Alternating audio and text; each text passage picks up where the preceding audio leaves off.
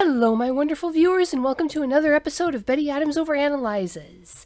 Today we are going to take a look at the heartbreaking emotions of the Mandalorian, and where those moments come from. Now, one of the most basic elements of storytelling is that you need to have a conflict for something to be a story. You can have something charming and worth reading if there is no conflict, but it is not really a story if there is no conflict. Poetry is a good example. Some poems are stories, and some poems aren't. A simple description without conflict is called an essay in prose. A common performance without conflict is the famous old stage play Our Town, where the local players give a, hopefully at least humorous, depiction of their town. These can be charming, as I said, engaging, but they are not stories. Now, The Mandalorian is a story with plenty of conflict. There are the big obvious conflicts, from knife fights to awesome battle scenes with dozens of Mandalorians soaring overhead with missiles and Gatling guns ablazing. However, the core conflict of the show is far more subtle than the Empire versus the Republic dispute going on in the background. The real conflict is the internal struggles of good people when their deeply held codes brush up against reality and the two conflict. The Jedi had their code. Even though Ahsoka left the Jedi, she still clings to that code. It is what gave her the strength to keep fighting after she had lost everything. It is that code that drives her to do all the good that she has done in the galaxy. However, it is also a code that tells her that children past a certain age should not be trained in the Force, that children young enough should be taken away from their parents and raised in a strict religious discipline long before they are old enough to make that informed choice. There were not just limits to the Jedi Code, there were fatal flaws in that code that ultimately led to their downfall. Now, we don't live in a galaxy far, far away, but we do live in the world that created that galaxy, so it's hardly surprising there are direct parallels.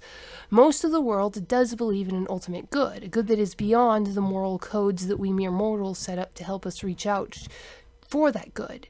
The good has been called many things: the Tao, the way, the eternal love, God, but it's there, behind and under everything. It's the ultimate good, the best good.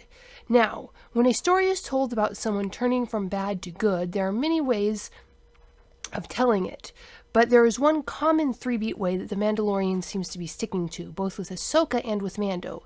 There is a member of a strict religious cult who has a code. They lose that connection, only to first rediscover the value of the code, and then discover the limitations of the code and to go beyond it. Ahsoka was kicked out of the Jedi and then willingly left them.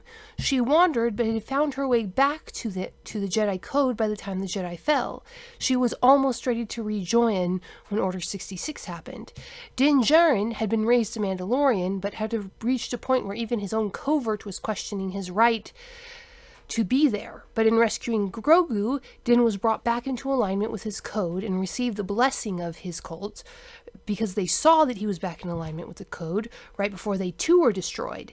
Then Din Djarin and Ahsoka meet over Grogu, and he has the same effect on both of them. Grogu does, that is. The effect of making them question their codes that they have both returned to. Because ultimately, no mortal code can ever replace the Tao, the way that it is best in the universe. The Jedi Code had fatal flaws every bit as much as the Death Watch Code did, that brought it into conflict with reality and this best good.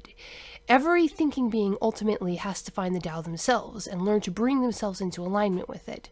So the third beat of the story becomes necessary. When the main character comes into conflict between the code they learned and the reality around them, they must either bend to reality or themselves break. The Jedi and the Death Watch broke because they could not bend to reality. Ahsoka and Din are surviving and still around because they did learn to adapt to reality in the service of that ultimate good, the ultimate love. Din wasn't willing to break his code for his own life, but for Grogu he was, and in taking off his helmet he was getting far closer to the goal of the code was reaching for, even that code itself would allow. And although it wasn't directly shown, I think this is what Ahsoka was going through when she had her conversation with Grogu. Grogu was attached to Jin, she said. I think what Grogu communicated to her was the love that existed between himself and Mando. She saw that love and knew it was something that shouldn't be disturbed by taking the child away from his father. She saw the cracks in her own code that would end up damaging Grogu, but she wasn't ready to face it and call it wrong yet. yet. That might come later. I think that this is what the sequel trilogy was trying to say when Luke burned the old Jedi records with Yoda's help. That scene in the movie wasn't well developed, but if something like this had led up to it, I think that the fandom would have been far more accepting of it. There were deep flaws in the Jedi Code, and that did need to be addressed. Fortunately, there's something called the Swiss cheese model. Have you ever heard of that? If not, you have probably never attended a proper federal safety briefing. The basic concept is that we all, every thinking creature, have holes in our perspective, blind spots where we can't see danger. However, when you are on a team, you can take advantage of the fact that different people have different blind spots. Just like how Swiss cheese is full of holes all the way through, but no one hole goes all the way through, if you are talking with your team and communicating with them, your slices of individual Swiss cheese will overlap and provide a full defense. There will be no holes where a projectile can get through. The Jedi and the Mandalorians both have massive holes in their code. A warrior must grow up in a family, not a sterile temple, and gentleness and mercy are just as important as justice and strength. This is now possible with there being so few Mandalorians and Jedi left, and now several of them working together. Their codes might actually have a chance to compensate for each other's deficiencies. And here, the Mandalorian is addressing it in a tasteful and subtle way. Now, here's hoping that they stick the landing in Season 3. For the moment, baby Grogu has been swept off by the confident and charming Jedi Master Luke Skywalker. Luke is clearly at full power and not really questioning the codes that he has devoted his very life to reviving because they're serving him well yet. He hasn't seen the cracks, not yet, but at some point he is going to. Now, how to address the bantha in the room. Luke does throw those codes out the window in that which we will not speak of. He literally burns their physical manifestation. However, he also states loud and clear that power and talent without training are nothing, which seems to be a little bit of a slap in the face to that unnamed thing. And with the dawn of the Ahsoka series suggesting alternate timelines and time travel, it's not impossible that Luke and Grogu together will take a different path, or that they already have taken a different path. So, what do you think? Is the Mandalorian going to address the flaws subtle and obvious in the Jedi Code, or is the show going some other place with this story? Leave a like if you agree, and leave a comment dicing my argument with a lightsaber if you disagree. And let's get a conversation going here. We have got to do something to fill up the time till next Christmas.